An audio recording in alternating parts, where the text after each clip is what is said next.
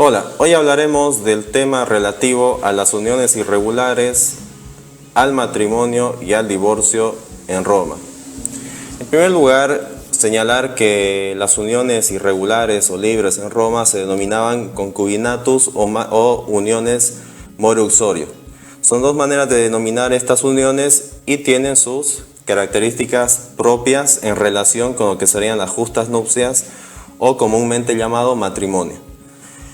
Cualquiera sean las uniones, ambas debían ser, según los romanos, constituidas necesariamente entre un varón y una mujer, lo que quiere decir de que tenían como finalidad principal el procrear y obviamente formar a sus propios hijos. El concubinato en Roma o concubinatus era una unión, si bien entre personas que en principio tienen toda la capacidad natural y civil, eran uniones ilícitas y por tanto punibles. El efecto directo sería que no generaba un vínculo legal, es decir, existían en los hechos, pero no producían un efecto propiamente jurídico. Cuando hablamos de este tipo de uniones, entiéndase de que reúnen el elemento de cohabitación. Eso quiere decir de que ambos convivientes, por eso el nombre, viven juntos, viven bajo un mismo techo, tienen un trato estable, pero sin embargo carecen de affectio maritalis. ¿Qué es esto del affectio maritalis? Es el elemento subjetivo de la unión. Es decir, es la voluntad de permanecer de forma singular, de forma estable, de forma permanente, como sí ocurriría con las justas nupcias. Cuando hablamos de este tipo de uniones more uxorio, estas no pueden ser constituidas por aquellas personas romanas, entiéndase, que no tienen ius connubium o no tienen capacidad natural. Sin embargo, entre aquellos que tienen capacidad civil y capacidad natural, se presume las justas nupcias, es decir, siempre y cuando no exista un impedimento para que ellos puedan unirse, no se va a presumir en el derecho romano que es una unión more uxorio, sino más bien un matrimonio. La ley que reguló muchas de estas cuestiones relativas a, por ejemplo, el adulterio, el divorcio, entre otros temas característicos de la materia, fue la Lex Julia Adulteris. El adulterio fue definido por esta ley como la forma de alterar, ¿no? De estar con otro. De ahí proviene el término adulterio, es decir, que aquel hombre que se ha ido con otra mujer, entiéndase de que adultera la relación en la medida de que al existir un sentido de pertenencia en la unión, cuando el hombre se va con otra persona, con otra mujer, se va con otro. Entonces adulterar supone ad alter. ¿Qué quiere decir? Con otro. Cuando tocamos el tema en la Lex Julia Adulteris del stuprum, es muy diferente al estupro concebido actualmente. Cuando decimos stuprum en el derecho romano, entiéndase aquella relación sexual fuera del matrimonio, exceptuando, claro está, si esa relación es constituida con la concubina, caso en el cual no sería un stuprum, sino una unión more uxorio. La ley también reguló un caso muy particular que tiene que ver con el stuprum de la sierva. ¿Eso qué quería decir? Cuando otro varón, cuando otro hombre mantenía relaciones sexuales con la sierva o con la esclava, esto habilitaba al dominus, es decir, al dueño de esa esclava, a que inicie una acción de injurias. Lo que ha sido regulado por la Lex Aquilia.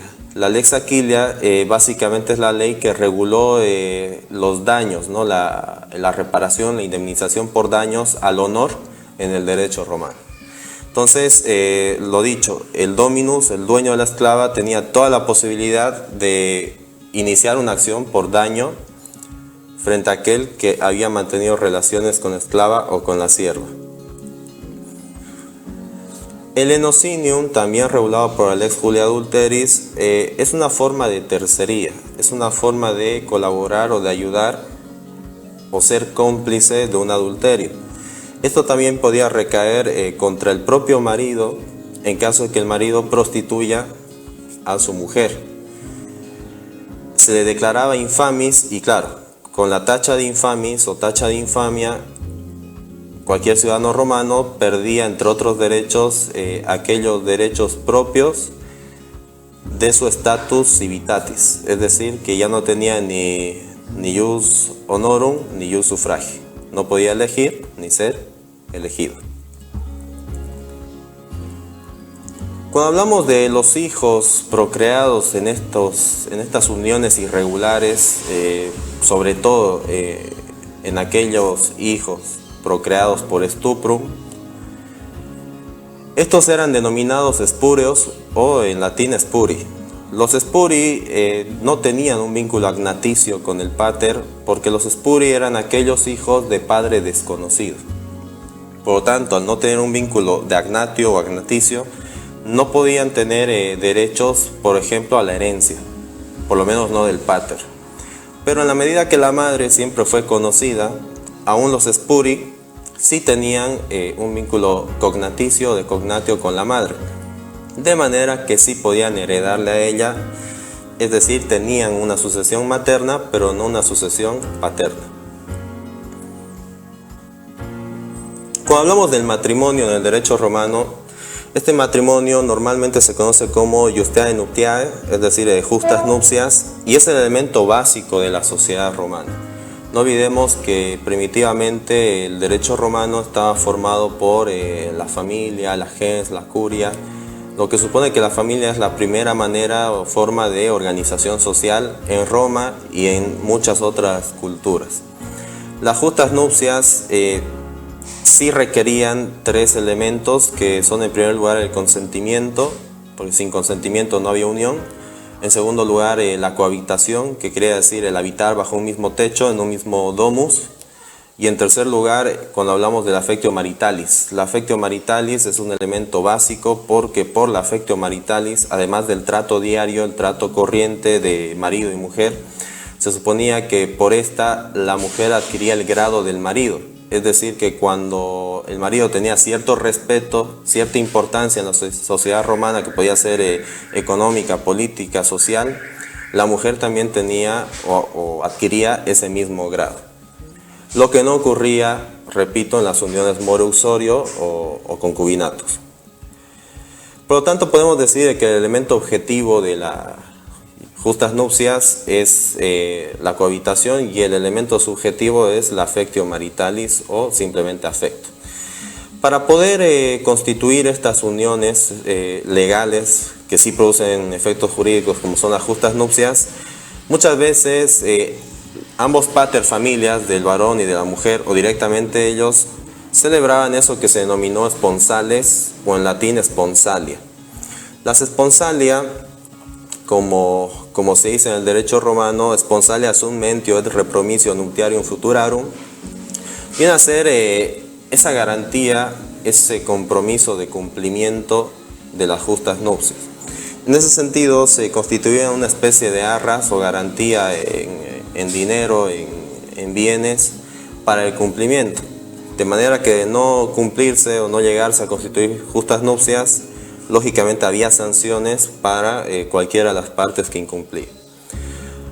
Para la validez del matrimonio, ya dijimos, se requería consentimiento, cohabitación, affectio maritalis, pero también habían ciertos impedimentos para constituirlo. Cuando hablamos de impedimentos, justamente uno de los que más resalta es aquel matrimonio que no puede constituirse cuando hay un vínculo de parentesco directo. Es decir, en línea recta sobre todo, siempre fue prohibido constituir justas nupcias entre parientes, sea de primer, de segundo o tercer grado. En pocas palabras, el incesto en Roma, aunque no hay una explicación, por lo menos no jurídica, quizás es una explicación más de orden moral, el incesto estaba prohibido. Por otro lado, cuando hablamos de los impedimentos absolutos, también podríamos mencionar de que no se pueden casar aquellas personas que no han llegado a la pubertad, que en el derecho romano al final quedó para los varones en 14 años, para las mujeres en 12 años, es decir, antes de esta edad no podían casarse, aunque sí podían celebrar en su caso esponsales. Eso no estaba prohibido porque al final era una promesa a futuro. Cuando hablamos de la capacidad civil, tampoco podían contraer justas nupcias, por ejemplo, podemos decir los esclavos, aunque sí tenían uniones de hecho, pero no reconocidas por la ley, que se llamaban contubernio. No podían contraer justas nupcias tampoco los peregrinos o extranjeros, salvo que por una constitución imperial el emperador lo permita, pero era para cada caso concreto. En suma, cualquiera que no tenga estatus familiae y por tanto jus connubium no podía contraer, lo dicho, ¿no?, justas nupcias. Tampoco podía contraer justas nupcias aquel que tenía un matrimonio precedente. Esto viene a ser el antecedente directo de la bigamia. Es decir, un ciudadano romano que ya tenía un matrimonio anterior no podía, por tanto, contraer otras justas nupcias. ¿Por qué? Por la existencia justamente de este matrimonio anterior. Y luego hablamos del tempus lugendi. Es otro impedimento absoluto. ¿Qué quiere decir el tempus lugendi? De que la mujer que quedaba viuda tenía que esperar durante un año para poder celebrar nuevas justas nupcias. Aunque luego los antecedentes romanísticos indican de que si bien se llamaba año de luto, el tempus lugendi eran en realidad 10 meses. Pasa algo muy parecido con en este caso aquellos que no tienen capacidad natural. Es decir, pese a que la mujer debía guardar el año de luto, esto no le impedía para durante este tiempo celebrar esponsales y por lo tanto comprometerse para unas justas nupcias o matrimonio a futuro. Cuando hablamos de los efectos del matrimonio, son más que todo de índole de autoridad del pater, que puede constituir válidamente su patria potestad sobre los filius familias, que son la mujer, los hijos directamente. Pero también los efectos patrimoniales. ¿Eso qué quiere decir? A la mujer en el derecho romano siempre se le reconoció la posibilidad de heredar. Es decir, tanto hijos como mujer tenían lo que hoy se conoce como capacidad de sucesión, de suceder. Ellos podían heredar válidamente y además, algo muy importante, en igualdad de condiciones. Cuando hablamos del matrimonio, otro elemento que resulta trascendental es justamente lo relativo a la dote. Miren, si las esponsales eran el compromiso formal de contraer justas nupcias, cuando hablamos de la dote, estos son el conjunto de bienes que eran entregados al marido para ayudarlo a sostener las cargas matrimoniales.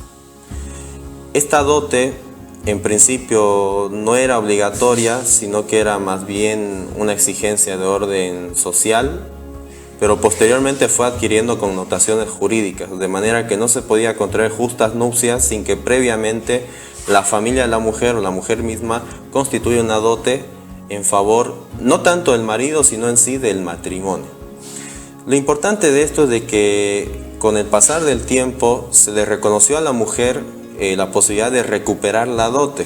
Por ejemplo, cuando el marido era adúltero, que esto era causal de divorcio en Roma, él debía restituir inmediatamente este conjunto de bienes a la mujer. Si la mujer abandonaba el hogar, perdía la dote como un modo de sanción. Entonces, esa es la importancia justamente que tiene la dote. Si el marido no quería restituir la dote a la disolución del matrimonio, o la familia del marido, si es que él moría, se le reconoció a la mujer la posibilidad de iniciar una actio rei uxoriae. La actio rei uxoriae era justamente esa legis actionis, esa acción legal para poder recuperar la dote que, repito, siempre le pertenecía a la mujer. Aquí hay que hacer un pequeño paréntesis.